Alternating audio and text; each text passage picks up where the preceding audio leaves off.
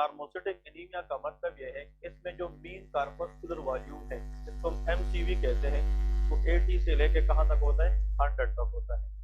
ये group of anaemia की बात है। इसका मतलब नार्मोसिटिक एनीमिया एक एनीमिया नहीं है, इसके अंदर डिफरेंट टाइप्स की एनीमिया है। उसमें जो सबसे पहले हम पढ़ेंगे that is G6PD deficiency anaemia. G6PD deficiency anaemia. ठीक है जी। तो everybody for exam purpose remember at least one और two MCQs from this topic.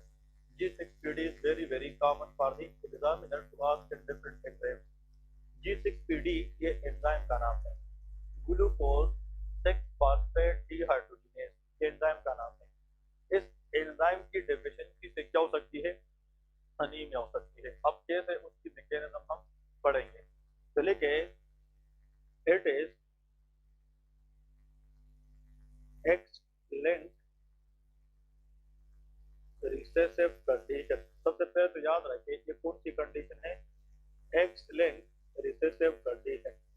इसका मतलब ये है कि G6PD deficiency they can affect the baby by birth as well, क्योंकि ये एक्स लिंक प्रॉब्लम है तो बच्चों के अंदर बाय बर्थ भी हो सकती है। Recessive are those condition for which two defective copy of the gene will be required, एक मदर से और एक फादर से।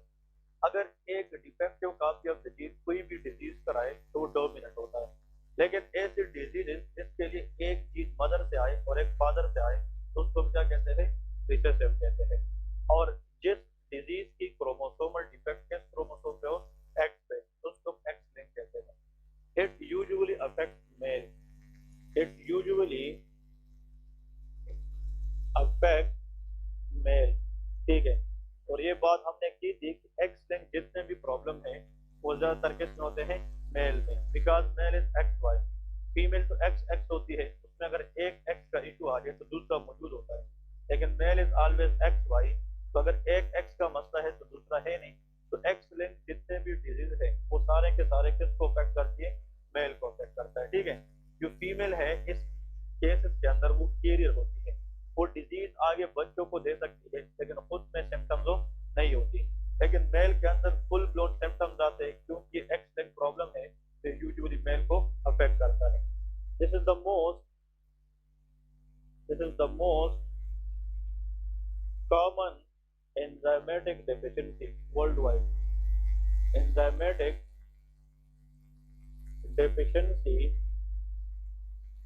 वर्ल्ड वाइड, पूरी दुनिया के अंदर जितनी भी डिजीज है, अब group of diseases which is due to certain enzyme deficiency. तो पूरी दुनिया के अंदर जितनी भी एंजाइमेटिक प्रॉब्लम है उसमें मोस्ट कॉमन अगर एंजाइम डेफिशिएंसी है तो वो क्या है, G6PD डेफिशिएंसी। ये बहुत इंपॉर्टेंट है। मतलब आप लोग आगे थर्ड ईयर फोर्थ ईयर में जाएंगे या पैथोलॉजी के अंदर आप लोग को बहुत सी डिजीज ऐसी मिलेगी जिसके अंदर डिफरेंट एंजाइम की डेफिशिएंसी होती है। पूरी दुनिया के लोगों में अगर एंजाइमेटिक डेफिशिएंसी कॉमन है तो क्या है, G6PD डेफिशिएंसी है। नेक्स्ट है ट्रिगरिंग सब्सटेंसेस। ट्रिगरिंग सब्सटेंसेस इसका मतलब ये है कि ऐसी सब्सटेंसेस जिसकी वजह से G6PD डेफिशिएंसी पेशेंट में सिम्टम्स मजीद क्या हो सकते हैं, बढ़ सकते हैं। उनमें नंबर 1 लेके sulphonamide use. Sulphonamide is antibiotics. ये क्या होते हैं, एंटीबायोटिक। इसके अंदर जो पॉपुलर एंटीबायोटिक है that is Septran. Septran DS का नाम सुना है कि नहीं, बहुत से बच्चों को हम सेफ्ट्रान देते हैं। सेफ्ट्रान एक एंटीबायोटिक है। जिन बच्चों के अंदर पहले से किसकी डेफिशिएंसी हो, G6PD, उनको सल्फोनामाइड एंटीबायोटिक नहीं देने चाहिए, otherwise these antibiotic increase the science and symptoms. इस वजह से इस ग्रुप ऑफ एंटीबायोटिक को क्या कहते हैं, ट्रिगरिंग सब्सटेंसेस कहते हैं। नेक्स्ट है primaquine, very important one. Primaquine is a drug used for the treatment of malaria. ये किस में यूज होता है, मलेरिया की ट्रीटमेंट। तो जिन लोगों को G6PD डेफिशिएंसी हो और वो उन लोगों को मलेरिया हो जाए तो हम प्रेमाक्विन यूज नहीं करते। प्रेमाक्विन की बजाय हम अदर ड्रग यूज करते हैं, लाइक क्लोरोक्विन यूज करते हैं, क्विनिन यूज करते हैं, लेकिन हम प्रेमाक्विन यूज नहीं करते। तो प्रेमाक्विन के सामने ब्रैकेट में लिखे इट इज एंटी मलेरियल। ये क्या है, एंटी एंटी मलेरियल, ये G6PD डिफिशिएंसी लोगों में यूज नहीं करते। नंबर थर्ड इसमें लेके आइसोनियाजिड, कौन सा ड्रग है? Isoniazid. Isoniazid is the drug use for tuberculosis, ये किस में यूज होता है? टीबी। और आइसोनियाजिड भी हमारे पास G6PD पेशेंट के अंदर सिम्टम्स को बढ़ाने में हेल्प करती है। और एक लेके फेवाबीन, फेवाबीन का नाम सुना है? इट्स द फूड, ठीक है, ये फेवाबीन एक फूड है। और फेवाबीन जो लोग खाते हैं जिसको पहले से G6PD डिफिशिएंसी हो, उन लोगों के अंदर भी सिम्टम बढ़ने के चांसेस ज्यादा होते हैं। तो एग्जाम में इस तरह आता है, क्या patient brought to the parent और brought to the clinic by their parent with a history of black urine, with a history of jaundice, paleness. अभी मैं सिम्टम पढ़ाता रहूंगा, लेकिन ये तब सिम्टम आए जब पेशेंट ने प्रेमाक्विन खाया है, ये तब सिम्टम आ गए थे जब पेशेंट ने सल्फोनामाइड खाया है। तो इस तरह की ड्रग्स खाने के बाद अगर एनीमिया की सिम्टम आ सकती है तो मोस्ट लाइकली G6PD डिफिशिएंसी होती है। अब यहाँ पे सबसे इम्पोर्टेंट लेके मैकेनिज्म, इसकी जो मैकेनिज्म है वो कौन कौन सी है, हम मैकेनिज्म को पढ़ेंगे और यहाँ से डिस्कस करेंगे कि G6PD डिफिशिएंसी लोगों में होती क्यों है। इधर प्लीज फोकस करें। For example in our body there are different blood vessels. अगर यहाँ पे हम ड्रा करें, this is a blood vessel, चाहे आर्टरी हो या वेन हो, ये ब्लड वेसल है, ठीक है। यहाँ पे प्लीज याद रखें कि inside the blood vessel we have different blood cells like RBC, WBC and platelet. अब यहाँ पे अगर हम स्पेशली किसकी बात करें, RBC, that is biconcave shape. ये किस शेप में होती है? बाइकनकेव। इधर प्लीज फोकस करें सारे, ये समझने की कोशिश करें। दिस सेल इज RBC, ये कौन सेल है? RBC। इस RBC पे ब्लड के अंदर हर टाइम कुछ ना कुछ सब्सटेंस होती है कि वो कोशिश करती है कि RBC को डैमेज करे। उन सब्सटेंसेस के अंदर सबसे पहले याद रखें हाइड्रोजन परऑक्साइड, इसको क्या कहते हैं? Hydrogen peroxide. फिर इसके अंदर होता है oxygen atom, O2 oxygen molecule है और O- क्या है? ऑक्सीजन एटम है। फिर इसके बाद OH hydroxyl ion, hydroxyl ion. These three things together is known as free radicals. इसको क्या कहते हैं? Free radicals. Free radicals in the blood try to damage which cell? RBC। अब इधर प्लीज देखें, अब यहाँ पे फ्री रेडिकल की जो कैपेबिलिटी है किसको डैमेज करने की? RBC। इन कैपेबिलिटी को हम कहते हैं ऑक्सीडेटिव स्ट्रेस। इसको क्या कहते हैं? Oxidative stress. तो प्लीज रिमेंबर कि these three things is a group free radical create oxidative stress to damage the RBC in the blood। लेकिन हमारी RBC तो डैमेज नहीं होती। वजह क्या है कि ब्लड के अंदर अल्लाह ने एक सब्सटेंस रखी है जिसका नाम है ग्लूटाथायोन। इसका नाम क्या है? Glutathione. Glutathione is a protein that is synthesised by liver. ये कहाँ से बनता है? लिवर से। और ये इन तीनों सब्सटेंसेस के किसको कम करता है? Oxidative stress. Therefore it is antioxidant. ये क्या है? Antioxidant. The strongest and powerful antioxidant in the body is glutathione.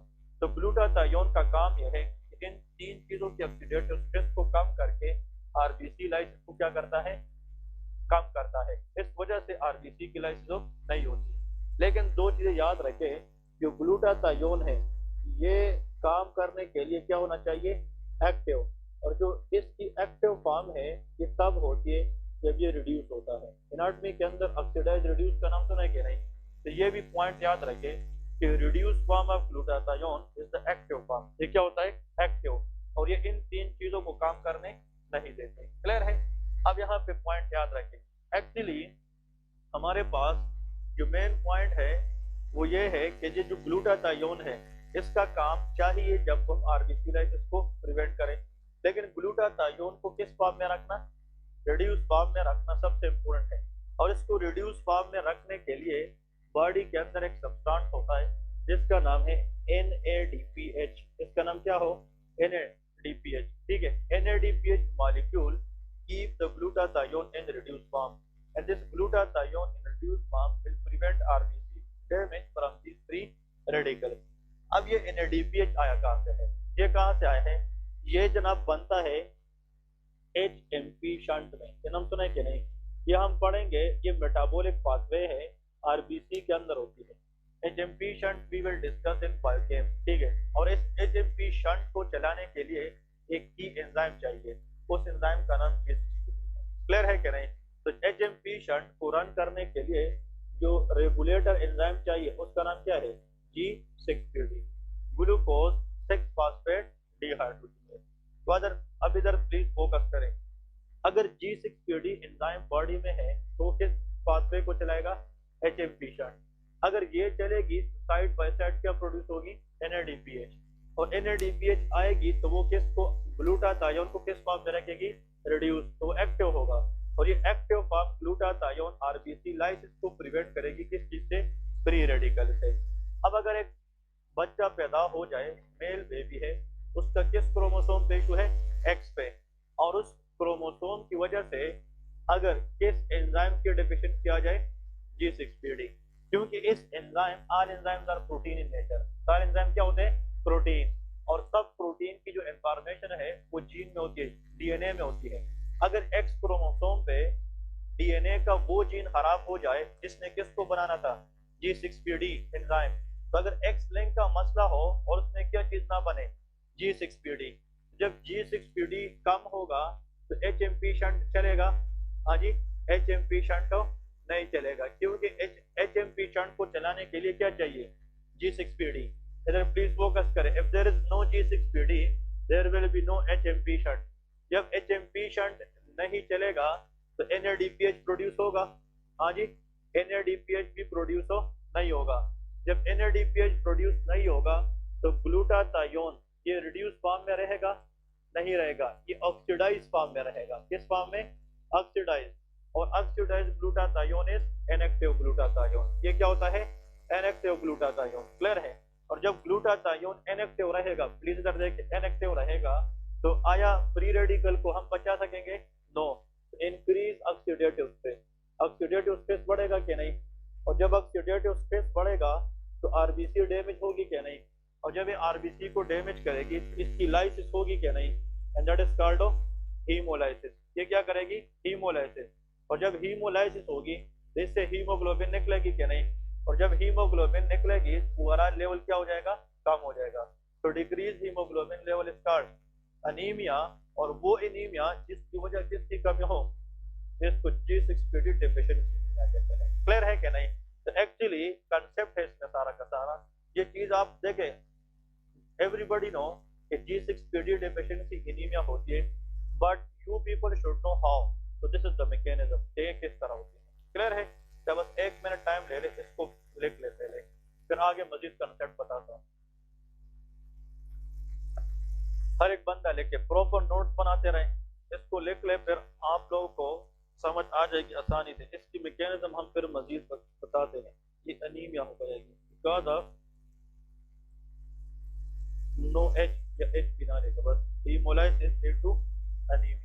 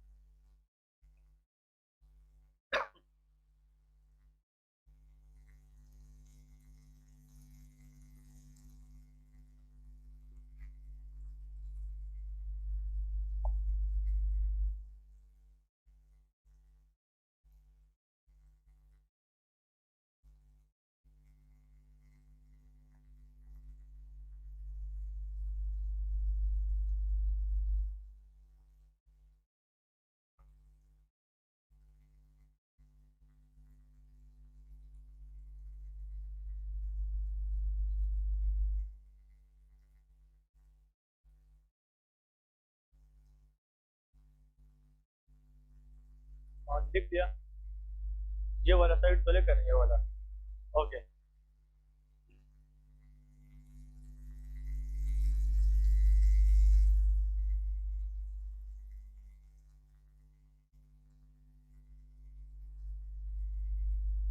इसमें लिखे in G6PD, in this condition, in this condition there is predominant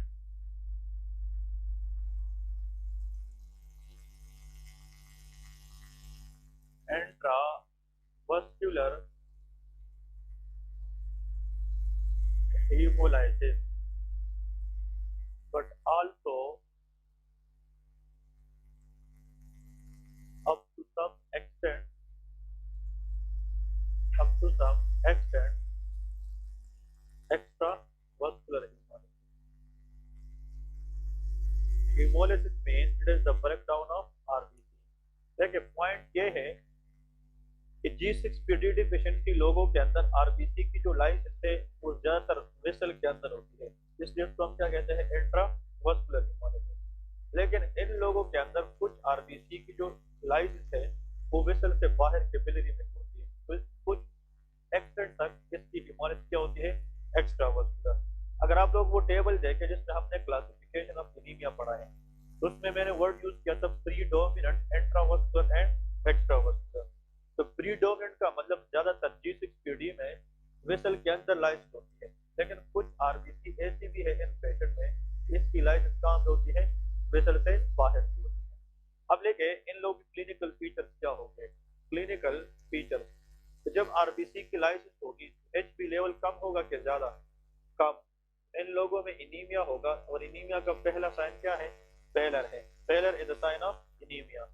जब एचबी कम है तो ऑक्सीजन कैरिंग कैपेसिटी भी कम होगी, तो shortness of breath, shortness of breath.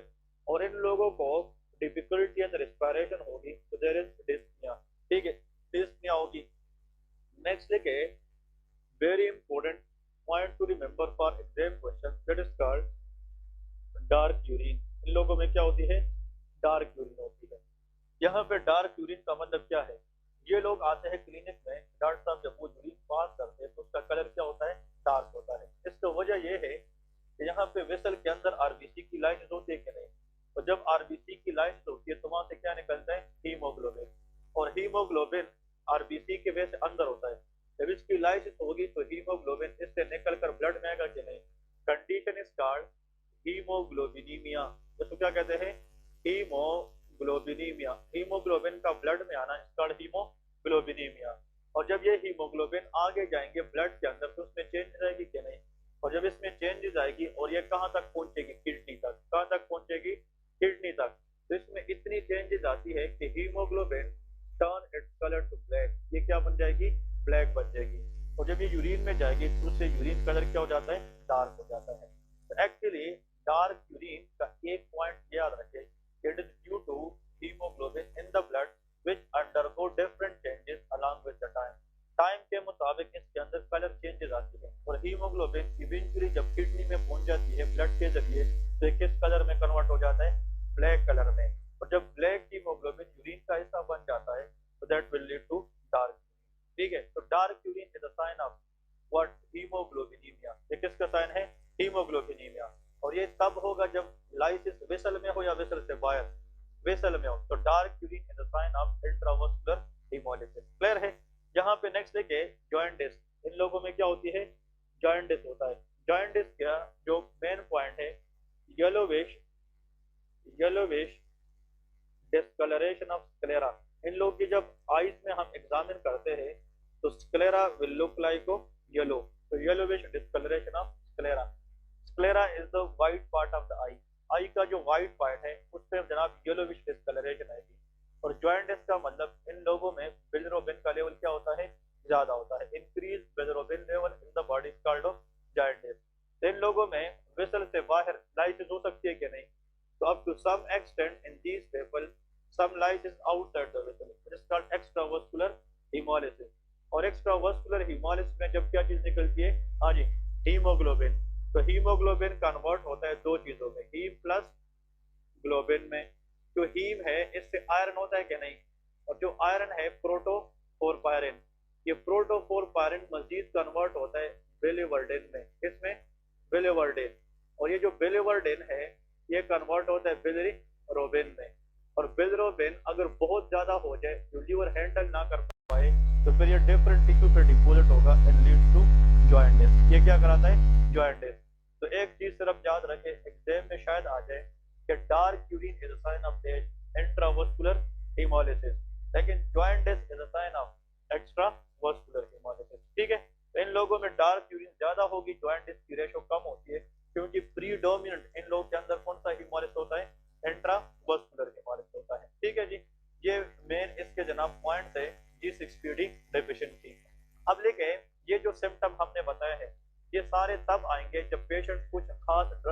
इस्तेमाल करेगा।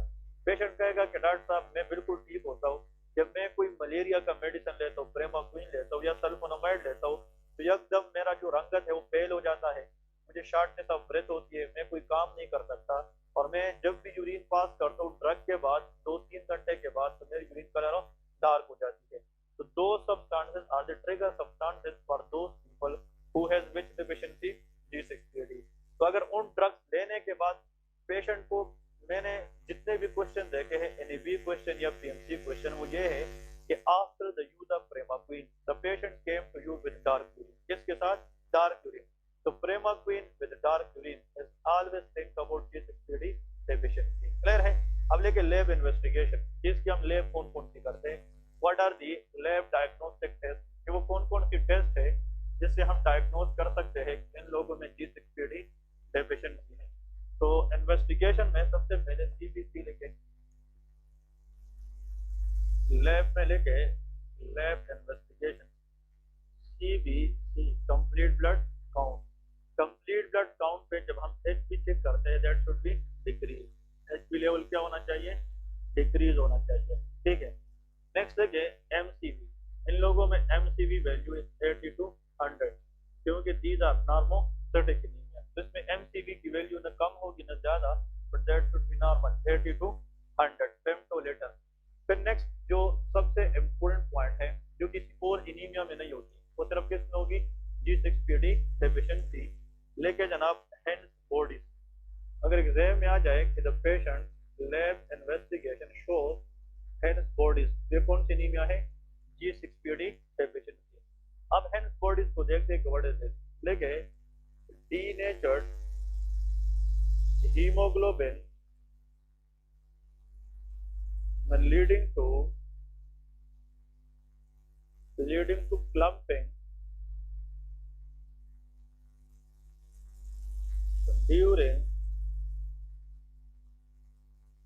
during oxidative phase, that is called a Hens body। और इसके बाद नेक्स्ट जो सबसे इम्पोर्टेंट है that is called white cell। ये क्या है? white cell। देखिए ऐसी वाहिद एनीमिया जिसमें हेंस बॉडीज और व्हाइट सेल बन सकते हैं, that is called G6PD deficiency. जिसमें लेके it is lysed RBC, white cell में लेके it is lysed RBC, it is lysed RBC due to phagocytic action of splenic macrophages,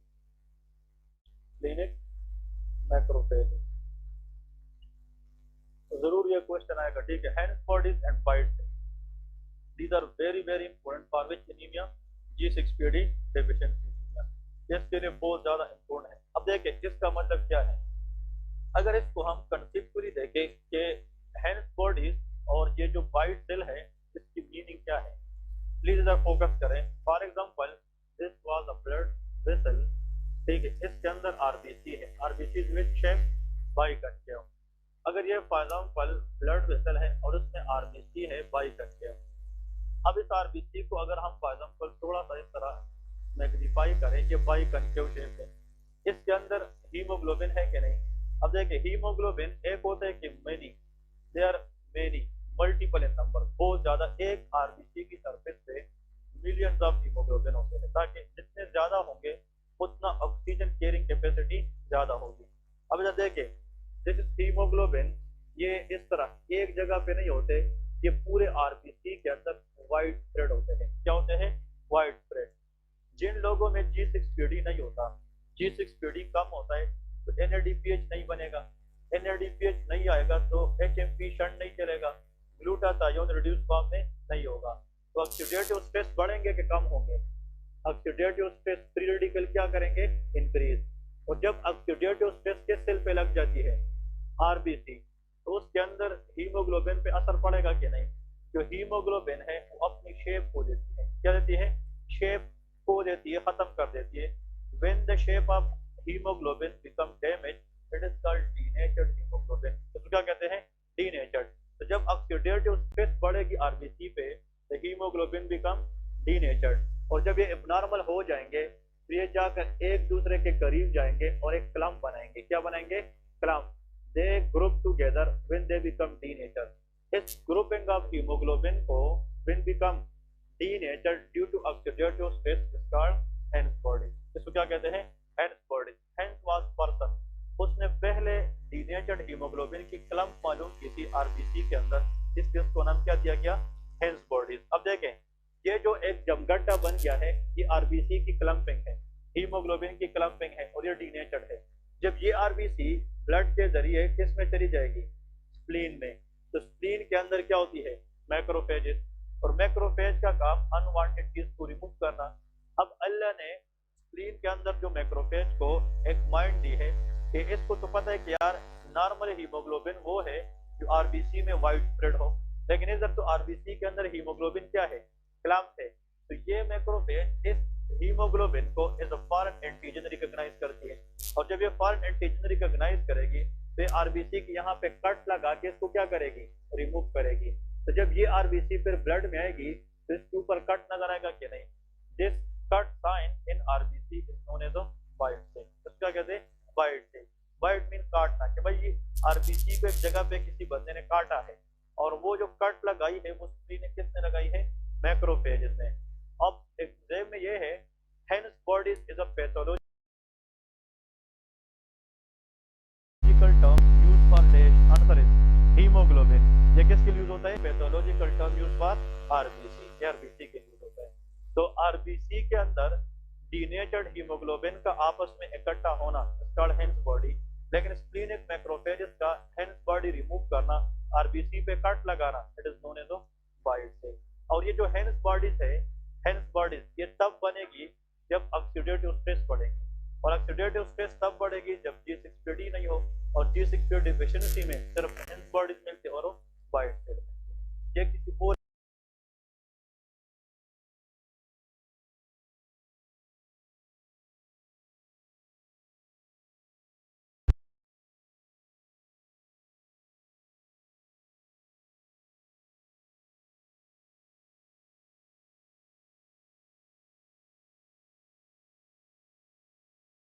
anaemia के अंदर हो नहीं मिलती, किसकी स्पेसिफिक है।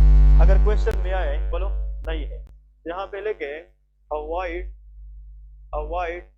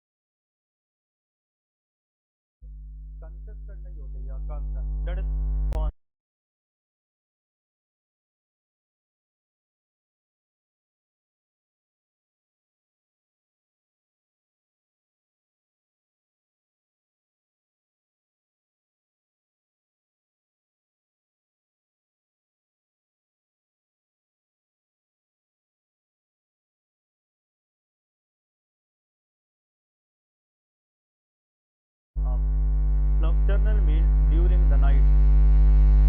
जो important problem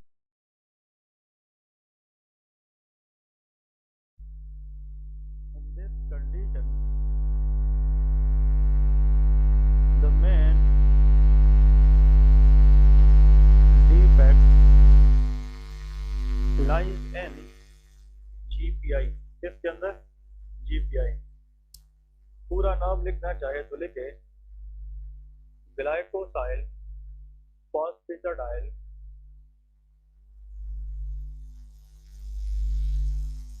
आयोनोसाइटोल। This is the full form of GPI। Clear है? Glycosyl phosphatidyl आयोनोसाइटोल। अगर किसी ने सिर्फ GPI याद रखे दैट्स मोर देन इनफ। ठीक है। जो PNH है इसके अंदर मेन प्रॉब्लम किसका होता है? GPI। अब GPI का इशू कैसे होता है वो भी हम डिस्कस करेंगे, लेकिन इसमें लिखे in PNH stand for paroxysmal nocturnal haemoglobinuria. The predominant RBC lysis, which is called hemolysis, is intravascular। इस कंडीशन के अंदर भी intravascular haemolysis which is usually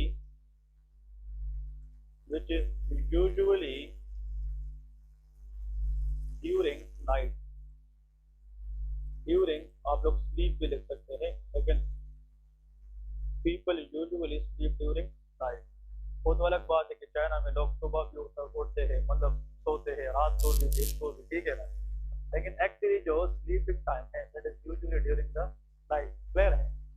China में कुछ लोग होते हैं ना, वो 2-2 दिन भी सोते रहते हैं, 3-3 दिन। ठीक है, पता भी नहीं होता, बस उठते खाना खाते और फिर सो जाते हैं। ऐसे होते हैं कि नहीं? हाँ हाँ, बस इसी तरह होता है। ठीक है ना?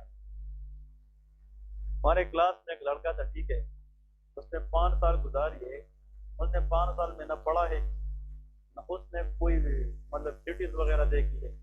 ठीक, उसने 5 साल सिर्फ बेड के साथ गुजारे। ठीक है ना? वो आया था पाकिस्तान से और 5 साल में वो एक हफ्ते में 4 दिन सोता था और 2 दिन वो तरफ उठता था। ठीक है कि यार, और एक दिन इसकी कंप्लीट छुट्टी होती थी। ठीक है ना? लेकिन वो सबसे बेस्ट पार्ट है कि वो बंदा मेरा रूममेट था। ठीक है ना? वो मेरा रूममेट था, तो मेरे लिए सबसे अच्छी बात यह थी कि उसने मुझे डिस्टर्ब पूरे जिंदगी 5 साल में नहीं किया। उसने कहा कि यार आप पढ़ने वाले इंसान हैं, आप पढ़ते रहो। ठीक है, मैं भी पढ़ूंगा, बाद में पढ़ूंगा और आपसे पढ़ूंगा। ठीक है ना? हाँ ना, ये रियल बात है। एक्चुअली मैं इसलिए नाम नहीं कहता, ठीक है, क्योंकि वो आजकल फेसबुक पे सोशल मीडिया पे बहुत एक्टिव माशाल्लाह FCCS Part 1 प्ले करता है। ठीक है ना? So he is doing a very good and he is doing a job in LRH, Lady Reading Hospital। ठीक है ना? एक्चुअली वो बहुत अच्छे इंसान थे और वो कहता कि मुझे पता है आपने मुझे सिखाया और मैंने पास होना है, तो मैं क्लास वगैरह नहीं जाता। ठीक है ना? तो मैं जो चीज़ पढ़ के आता और रात को सोने से पहले आधा घंटा मेरे साथ वो लगाता और मैं उसको पढ़ाता। उसने PMDC तीनों स्टेप्स भी फर्स्ट अटेम्प्ट में पास किए, तो पास किया। ठीक है ना? तो वो लड़का नहीं है कि आप लोग हंस रहे कि यार वो तो कुछ नहीं, ही इज लाट। ठीक है ना? बहुत कुछ है। लेकिन उसने कहा कि यार उठना, प्रिपेयर होना, क्लास जाना, अब चाइनीज से सीखना ना सीख वो अलग चीज है, बस आप सीख और मुझे दिखाए। ठीक है ना? लेकिन आज तक जो हमारी दोस्ती है, मतलब बहुत अच्छे इंसान, 5 सालों में उसने मुझे कभी ये नहीं कहा कि यार मैंने सोने का टाइम है। आपने वो सोता था ना, चाहे आप लाइट ऑन करे ऑफ करे, उसने बस सोना है। ठीक है ना? तो उसकी नींद ऐसी थी ना, वो लाइट पे डिपेंडेंट नहीं था। ठीक है ना? तो इंसान बहुत अच्छे थे। ठीक है ना? तो मैं 5 साल ऐसा रहा हूँ कि मैं रूम में अकेला रहूँ। ठीक है ना? हाँ जी, ओके। तो नेक्स्ट जो है, हाँ, उसमें क्वालिटी ये थी कि इसने आखिर में 3rd ईयर में सिगरेट शुरू किया था ना, सिगरेट, ठीक है, पीना। कभी भी 3 सालों में 3rd ईयर से लास्ट ईयर तक कभी इसने मुझे ये नहीं कहा कि यार आप फलाने जगह जा रहे हो तो वापस मुझे सिगरेट डालने दो। तो मैंने एक दिन उससे ये बात पूछी, यार आपने मुझे कभी ये चीज़ नहीं की। उन्होंने कहा यार अगर एक चीज़ आप खुद नहीं करते तो आपको मैं कैसे कह सकता हूँ कि आप मुझे खिलाएं। क्लियर है? तो उसमें ये उसकी सबसे बेस्ट पार्ट था ना कि उसने कहा जो चीज़ आप खुद नहीं करते तो मुझे शर्म आती है कि आपको मैं किस मुझे तो यार तुम मेरे जैसे रखते। तो हाँ, तो एक्चुअली वो बंदा जो था ना वो उसूल पसंद भी था। ठीक है ना? हाँ, इसलिए कामयाब है। ठीक है ना? तो यहाँ पे हाँ जी, सिगरेट वाले खुश हो गए, ठीक है ना, क्लियर है ना। हाँ हाँ ओके, वहां पे अगर महंगे हैं तो यहाँ से ले जाए, ठीक है ना। उधर हमारे हमारे यूनिवर्सिटी में ना, हम ये जो यूनिवर्सिटी से थे ना, ये जंगसी प्रोविंस में, तो वहां से जब हम ग्रेजुएट हो गए तो वहां पे जो डीन था ना हमारा, तो हम 3 बंदे थे। एक जो टॉपर थे ना पूरे 5 साल में, थी, तो उसने हमें गिफ्ट दिया, तो वो सिगरेट थे, ठीक है ना। क्योंकि चाइना में तो सिगरेट डिफरेंट ब्रांड के भी होते हैं, उसने हमें सिगरेट दिए, और हमारे सीनियर था, वो सिगरेट उसने हमसे लिए, ठीक है ना। यार आप लोगों ने मुझे देना है, असल में वो सिगरेट उसने पता नहीं कहाँ से मंगवाए थे, बीजिंग वगैरह से, पता नहीं कहाँ से। लेकिन वो बहुत वो सीनियर कहता कि ये वो सिगरेट जहाँ से आम बंदे को नहीं मिलते, डिफरेंट पता नहीं वेराइटी उसने हमें दिए थे बहुत ज्यादा, कि यार आप लोग ये ले जाइए, मैं आपको अपनी तरफ से दे रहा गिफ्ट दे रहा हूँ। और सिगरेट उन लोगों को बहुत कुछ मीन करते हैं, ठीक है ना। तो वो सिगरेट हमें मिले और वो किसी और ने दिए, ठीक है ना। हाँ जी, तो यहाँ पे आप फोकस कर पीएनएच के बारे में। ये जो जीपीआई है ना, GPI, this is a substance, इसकी डेफिशिएंसी होती है इस पीएनएच के अंदर। अब पीएनएच का मतलब ये है कि इसमें प्रीडोमिनेंट लाइसिस नाइट में होती है, स्लीप में, and that is intravascular haemolysis. अब देखिए इसकी मैकेनिज्म पढ़ते हैं कि व्हाट इज इट्स मैकेनिज्म, या इसकी जो मैकेनिज्म लॉजिक है वो क्या है। तो बहुत आसान है, देखें, अगर for example this is blood vessel, scenario है, is the blood vessel contain RBC, that is biconcave shape। तो RBC is a biconcave shape, ठीक है। इसमें point to be remember is, इसकी जो इम्पोर्टेंट पार्ट है, इधर अब लिखना बंद करें, हाँ 1 मिनट 2 मिनट के लिए। दिस इज RBC, और ब्लड के अंदर एक प्रोटीन पाया जाता है जिसका नाम है C3 कन्वर्टेज। मैं प्रोटीन इसलिए कह रहा हूँ क्योंकि all enzymes are protein in nature. So there is an enzyme present in the blood in everybody that is called C3 convertase। इस C3 convertase की 2 बातें याद रखनी है, ये लिख ले बस के, फिर आप लोगों को मैकेनिज्म बाद में समझा। इसकी 2 पॉइंट है, it mainly activated in acidic environment. Number 1, जो C3 कन्वर्टेज है, इसकी जो एक्टिवेशन है वो किस एनवायरनमेंट में होती है, एसिडिक में। इसका मतलब जब पीएच कम हो 7.35 से, this enzyme become super activated. इस एंजाइम की जो एक्टिवेशन है वो किस एनवायरनमेंट पर डिपेंड करती है, एसिडिक पे, एक point. Number 2, it try to lyse RBC, ये भी कोशिश करता है कि आरबीसी की क्या करे, लाइसिस करे। इट वांट या इट प्रोमोट हीमोलाइसिस, ये भी हीमोलाइसिस करना चाहती है, ठीक है। अब इधर देखें, यहाँ पे ये जो आरबीसी है, ये जो रेड बना रहा हूँ, इस कॉल्ड आरबीसी मेम्ब्रेन। ये आरबीसी क्या है, मेम्ब्रेन है। इस आरबीसी मेम्ब्रेन पे एक स्ट्रक्चर पाया जाता है हर एक आरबीसी पे, इस तरह एक एंटीना की शक्ल में, ठीक है ना। और इस स्ट्रक्चर के ऊपर यहाँ पे एक और स्ट्रक्चर पड़ा होता है, ये टी शेप स्ट्रक्चर होता है। कौन सा, टी शेप। इधर प्लीज देखें, ये जो पार्ट है इसको कहते हैं स्टेम, और इसको कहते हैं एंटीना शेप, इसको कहते हैं। ये जो ऊपर जो ब्लैक पार्ट है ना, ब्लैक, इसको कहते हैं डीके एक्सेलरेटिंग फैक्टर। इसका नाम क्या है, डीके एक्सेलरेटिंग फैक्टर। इसको सिंपल वर्ड में हम डेफ कहते हैं। DAF stand for decay accelerating factor. अब देखिए, इस पूरे को डेफ नहीं कहते, सिर्फ ऊपर पार्ट को कहते हैं। इस डेफ और किसकी मेम्ब्रेन के दरमियान, आरबीसी, ये स्ट्रक्चर है, ये रेड के नहीं, इस रेड स्ट्रक्चर को हम जीपीआई कहते हैं। It is called GPI. जो ग्लाइकोसाइल फॉस्फेटाइल आयोनोसाइटोल है, इसकी डेफिनेशन क्या है, it is an anchoring protein between membrane of RBC and of DAF. इसका मतलब कि जो जीपीआई है, ये डेफ सब्सटेंस को स्टेबिलिटी देता है। क्या देता है, स्टेबिलिटी। इधर देखिए, इधर अगर अब मैंने किसको खत्म किया है, जीपीआई, तो डेफ बिकम फ्री और अटैच, फ्री, ये तो ब्लड में इधर उधर जाएगा ना, इसकी स्टेबिलिटी खत्म हो जाएगी। अगर इसको हमने कनेक्ट करना है किसके साथ, आरबीसी के साथ, तो इसके दरमियान जो एंकरिंग प्रोटीन है या सब्सटेंस है वो क्या होता है, वो जीपीआई होता है। क्लियर है क्या नहीं। अब इधर देखिए, ये क्या करता है, डीके का मतलब खत्म करना, डीके मीन खत्म करना, एक्सेलरेट मीन तेजी से। तो ऐसा फैक्टर जो किसी इफेक्ट को तेजी से खत्म करे उसका नाम क्या होता है, डेफ। अब किसकी इफेक्ट को खत्म करना, C3 कन्वर्टेज। जो डेफ है, डेफ इधर देखे, it has a positive effect on C3 convertase या नेगेटिव, नेगेटिव इफेक्ट। C3 चाहता है कि मैं आरबीसी की, लेकिन डेफ उसको लाइसिस होने नहीं देता। लेकिन डेफ ये काम तब करेगा जब वो स्टेबल हो, और उसकी स्टेबिलिटी किस पे डिपेंडेंट है, जीपीआई पे डिपेंडेंट होती है। क्लियर है कि नहीं? तो जीपीआई और DAF prevent C3 convertase enzyme to inhibit RBC lysis. ये बात समझ गए क्या नहीं? अब देखिए बहुत आसान कंसेप्ट है। जब हम फॉर एग्जांपल ड्यूरिंग स्लीप, देखिए during sleep in the night the pattern of breathing, तो हमारी सांस लेने की पैटर्न है, pattern of breathing is called shallow breathing. इसको क्या कहते हैं, शैलो ब्रीदिंग। ये नॉर्मल याद रखें कि जब इंसान सोता है ड्यूरिंग द नाइट, तो उसकी जो पैटर्न है ब्रीथ की, वो किसको क्या कहते हैं, शैलो ब्रीथ कहते हैं। शैलो ब्रीथ का मतलब इंसान सोया होता है, ऑक्सीजन लेता है, कार्बन डाइऑक्साइड मतलब उतना फोर्सफुली नहीं छोड़ता। जिस तरह हम अगर हमारा माइंड चल रहा है, हमारी आंखें देख रही है, हमारी बॉडी फॉर एग्जांपल एक स्टेट ऑफ एक्सेलरेशन में है, स्टेट ऑफ एक्टिवनेस में है, तो हम एफर्टली ऑक्सीजन लेते भी और निकालते भी है। जब हम सोते हैं तो हम ऑक्सीजन की डिमांड को पूरी करने के लिए ज्यादा ऑक्सीजन तो इन करते हैं, लेकिन उतना ज्यादा कार्बन डाइऑक्साइड एक्सहेल नहीं करते।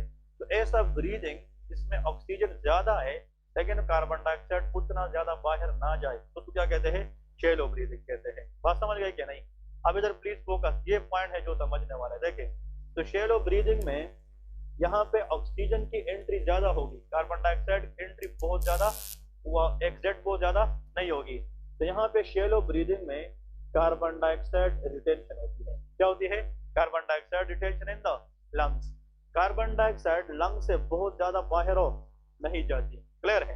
अब इधर देखिए, यहाँ पे हमने एक इक्वेशन पढ़ा था पहले कि pH directly proportional to bicarbonate, याद है, और pH inversely proportional to partial pressure of carbon dioxide.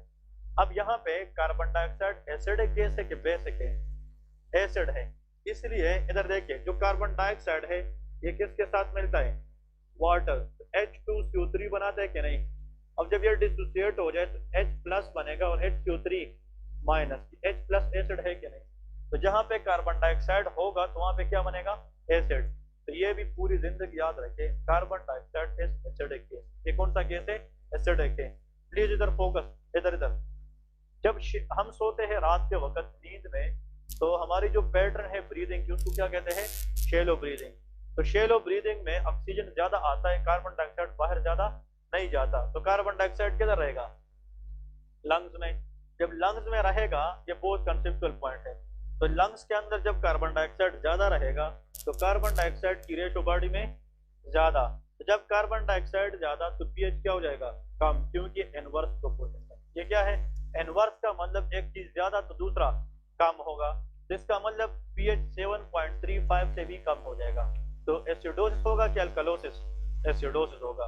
और ये रिस्पायरेशन का मसला है तो रिस्पायरेटरी एसिडोसिस होगा। क्या होगा, तो shallow breathing can cause what, respiratory acidosis due to retention of carbon dioxide. अब क्लियर है?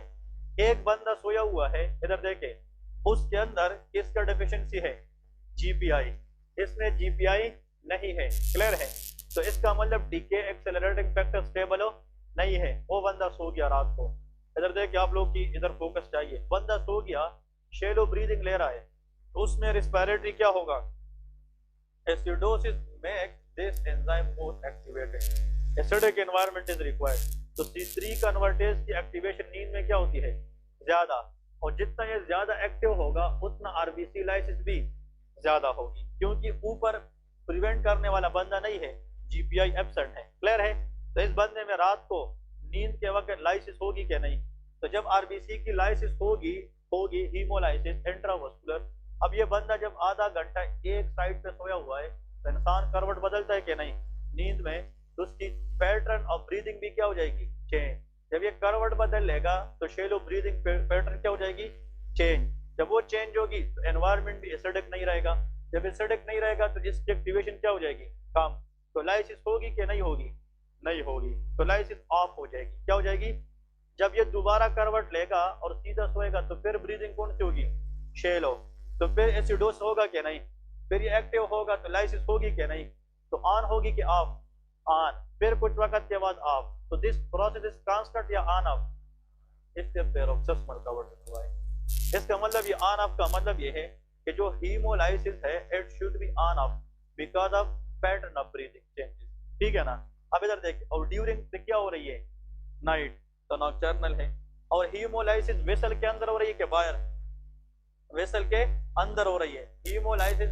इस कंडीशन के अंदर in PNH the predominant RBC lysis तो वेसल के अंदर हो रही है।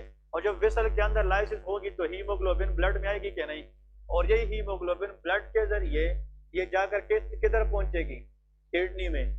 और जब पूरी रात बंदा सोए सुबह सवेरे उठे तो उसकी किडनी में यूरिन के साथ क्या चीज मिल चुका होगा, हीमोग्लोबिन, और उसकी वजह से हीमोग्लोबिन यूरिन के अंदर आएगा, दैट इज कॉल्ड हीमोग्लोबिनूरिया। और ये हीमोग्लोबिन इस पे बहुत ज्यादा दिन तो नहीं गुजरे है ना, एक रात गुजरी है, इसलिए ये रेड होगा। इसलिए ये लोग कहेंगे कि जब हम सुबह सवेरे यूरिन पास करते तो वो रेड कलर के होते हैं, क्या होते हैं, रेड। और रेड कलर यूरिन का मतलब किसमें, हीमोग्लोबिन आ रहा है। क्लियर है कि नहीं। इधर देखिए, अगर एक पेशेंट है उसमें हीमोग्लोबिन आ रही है ब्लड में, लेकिन उसमें 3 दिन 4 दिन लग जाए तो वो डार्क हो जाती है। तो dark urine in G6PD deficiency but red urine in PNH condition. बात समझ गए कि नहीं। तो अगर देखें पीएनएच का मेन प्रॉब्लम किस में था, जीपीआई में था। क्लियर है कि नहीं, हाँ जी। ओके, जीपीआई क्यों कम है, it is a genetic mutation, ये बाय बर्थ डिफेक्ट होता है, ये जेनेटिक प्रॉब्लम। तो बाय बर्थ अगर जेनेटिक म्यूटेशन की वजह से जीपीआई ना बने तो फिर during the shallow breathing during the night sleep acidosis can make this enzyme more active and this will try to lyse the RBC. Intravascular haemolysis होगा कि नहीं। लेकिन जब बंदा पैटर्न तब्दील करेगा, ब्रीदिंग पैटर्न तब्दील होगा तो कभी ये लाइसिस होगी कभी नहीं होगी, therefore the process on off paroxysmal होता है। क्लियर है। एक चीज जो यहाँ पे आप लोगों ने याद रखनी है, नीचे लेके एमसीक्यूज क्वेश्चन, ये समझ गए मैं कह रहा हूँ कि नहीं। एमसीक्यूज में ऐड करें most common cause of death, most common cause of death in PNH stand for paroxysmal hemoglobinuria। अगर एग्जाम में आ जाए इन पेशेंट्स के अंदर अगर डेथ हो जाए तो इसकी मोस्ट कॉमन काज क्या हो सकती है, आंसर इज थ्रोम्बोसिस। क्या हो सकती है, थ्रोम्बोसिस। अब आप लोग कहोगे कैसे, ये बहुत इंपॉर्टेंट है। C3 कन्वर्टेज जो है ये न कि सिर्फ आरबीसी लाइसिस को प्रमोट करती है but it also lead to abnormal activation of platelets. ये किसको एक्टिवेट कर दे, प्लेटलेट्स। प्लेटलेट की एक्टिवेशन तब होनी चाहिए जब ब्लीडिंग हो और वो ब्लड को रोक सके।